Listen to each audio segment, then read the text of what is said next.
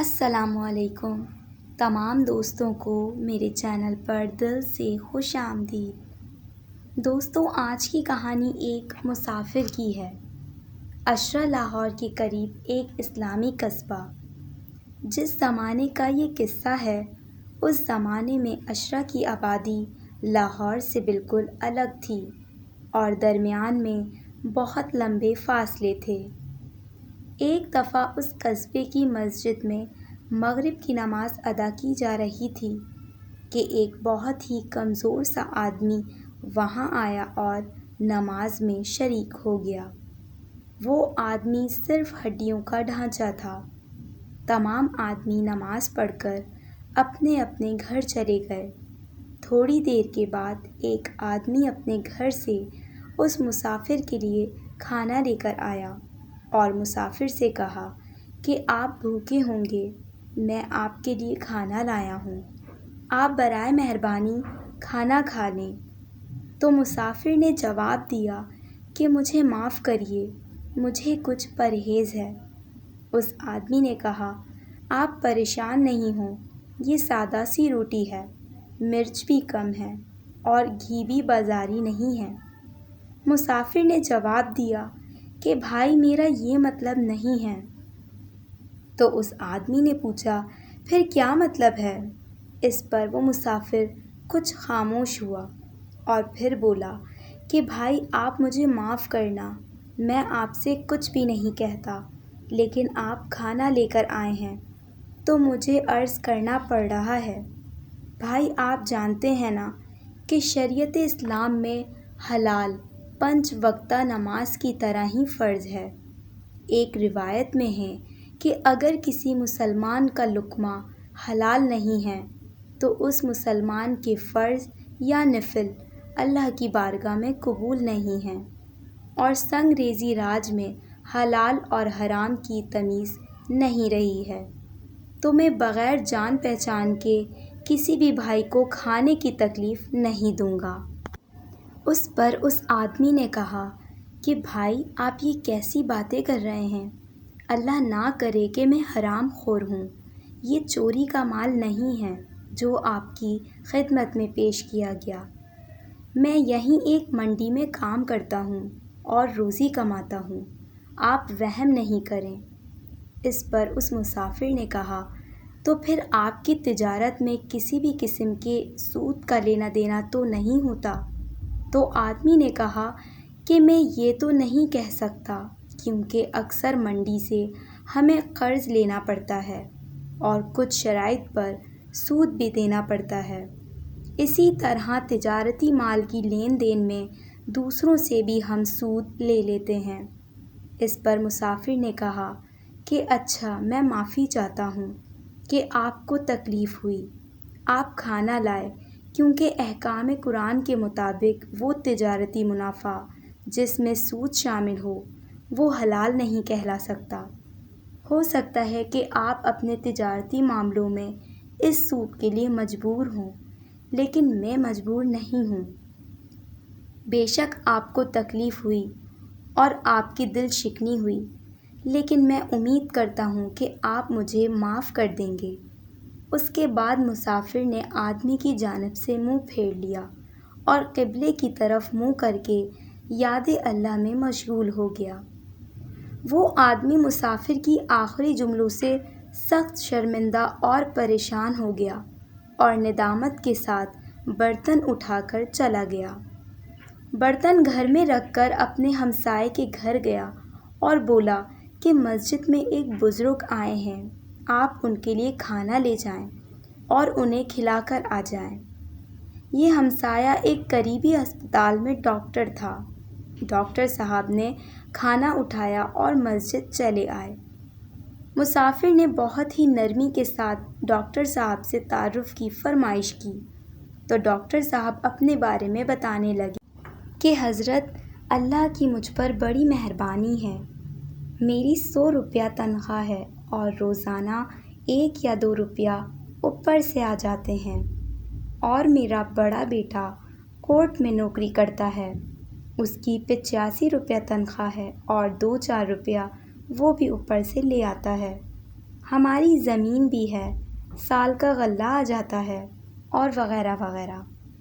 Doctor صاحب کی پوری بات سن کر مسافر نے انہیں بہت ہی آرام سے سمجھایا کہ ہمارے اسلام میں رشوت بہت بڑا جرم اور بہت بڑا گناہ ہے، اور پھر اپنی مجبوری بتا کر کھانا کھانے سے منع کر دیا اور دوبارہ اپنی پڑھائی میں مشغول ہو گیا۔ مسافر کی ساری بات اتنی سنجیدہ تھی کہ ڈاکٹر صاحب نے ندامت سے گردن جھکا لی اور پھر ندامت سے کھانا اٹھا کر گھر لے آئے۔ وہاں تاجر صاحب پہلے ہی ان کے منتظر تھے۔ دونوں نہایت ندامت اور شرمندگی کے ساتھ اپنی اپنی کہانی سنا رہے تھے کہ دو چار نرم دل انسان وہاں جمع ہو گئے۔ تاجر صاحب اور ڈاکٹر صاحب نے فیصلہ کیا کہ اب کسی زمیندار کے گھر سے کھانا جانا چاہیے۔ پھر ایک زمیندار صاحب کھانا لے کر گئے تو مسافر نے پوچھا کہ آپ کے پاس کوئی گروی زمین تو نہیں ہے؟ تو زمیندار صاحب نے کہا ہاں، تو مسافر نے انہیں واپس لوٹا دیا۔ مسافر نے کہا کہ اگر کوئی بھی مسلمان زمین گروی رکھتا ہے تو اس کی کمائی حرام سے خالی نہیں ہو سکتی۔ اس کے بعد ایک عالم صاحب اپنے گھر سے کھانا لے کر آئے تو ان کا نقص یہ تھا کہ انہوں نے شریعت کے مطابق اپنی بہنوں اور بیٹیوں کو حصہ نہیں دیا تھا، تو مسافر نے انہیں بھی لوٹا دیا اور کہا کہ آپ نے بہنوں اور بیٹیوں کو شریعت کے حساب سے حصہ نہیں دیا، آپ ان کے حصوں کا غاصب ہیں اور آپ کے ہر لقمے میں آدھے سے زیادہ حرام ہے۔ یہ سلسلہ نماز مغرب سے لے کر نماز عشاء تک چلا۔ اس دوران ہر مسلمان اپنے گھر سے کھانا لاتا اور مسافر واپس لوٹا دیتا، اور تمام لوگ مسجد سے ندامت اور شرمندگی سے واپس آتے، کیونکہ مسافر ہر مسلمان کو قرآنی تعلیمات کی کسوٹی سے پرکھتا اور شرمندہ کر کر واپس لوٹاتا۔ دیکھتے ہی دیکھتے ہر جگہ چرچا ہو گیا، جہاں بھی چار لوگ جمع ہوتے یہی موضوع گفتگو ہوتا۔ جب کوئی مسلمان دوسرے مسلمان کو کھانا لے جانے کا بولتا تو دوسرا مسلمان شرمندہ ہو کر بولتا۔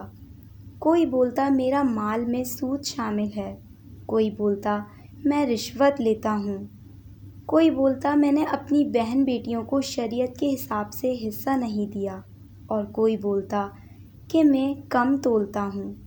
بس اب یہ ہوا تھا کہ سب لوگوں کے دلوں کے عیب زبان پر آ گئے تھے۔ اس علاقے میں 1000 لوگ تھے لیکن کسی کی بھی کمائی حلال نہیں تھی، اور تمام لوگوں کی گردنیں ندامت سے جھکی ہوئی تھیں کہ اتنے لوگوں میں ایک بھی ایسا نہیں جو اپنے مہمان کو، جو صرف حلال کھانا چاہتا ہے، کھانا کھلا سکے۔ رات ہو گئی لیکن کسی کے گھر سے کھانا نہیں جا سکا۔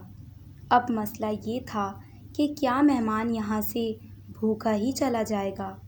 کیا رسول اللہ صلی اللہ علیہ وآلہ وسلم کے امتی حرام کھانے پر ہی ڈٹے رہیں گے؟ جوں جوں وقت گزر رہا تھا لوگوں کی بے چینی بڑھتی جا رہی تھی، یہاں تک کہ 11 بج گئے۔ اتنے میں تمام مجمع میں سے ایک آدمی کھڑا ہوا اور بولا کہ میں ابھی اپنی بہنوں کا حصہ دے کر اپنا مال صاف کرتا ہوں۔ تو دوسرے آدمی نے کہا کہ ہاں، میں اپنی گروی زمین چھوڑتا ہوں۔ تو تیسرا آدمی کہنے لگا کہ میں آج کے بعد کبھی سود نہیں لوں گا، اور پھر آدھے سے زیادہ مسلمان توبہ کر چکے تھے اور غلط کام چھوڑ چکے تھے۔ کسی نے رشوت چھوڑ دی تو کسی نے جھوٹی گواہی کا پیشہ چھوڑ دیا۔ پھر لوگوں نے کھانا لیا اور وہاں جا کر بتانا چاہا کہ اب بہت سے لوگ اللہ سے توبہ کر کے اس کے آگے جھک گئے ہیں، اب عملی اصلاح کے بعد آپ کی خدمت میں کھانا لائے ہیں۔ یہ سن کر مسافر سجدے میں گر گیا۔ پھر کھانا لگایا گیا۔ مسافر نے چند لقمے ہی کھائے اور پھر انہیں رخصت کر دیا۔ صبح ہوتے ہی لوگ مسجد میں اس مسافر سے ملنے آئے۔ جس کے اخلاق نے آدھے سے زیادہ مسلمانوں کو برے کاموں سے روک لیا تھا، لیکن وہ سب حیران رہ گئے جب انہیں یہ بتایا گیا کہ مسافر تہجد پڑھ کر گیا تو واپس نہیں آیا۔ دوستوں، اس واقعے سے ہمیں یہ معلوم ہوتا ہے کہ اہل اللہ کیسے خلقت اللہ کی اصلاح کرتے ہیں۔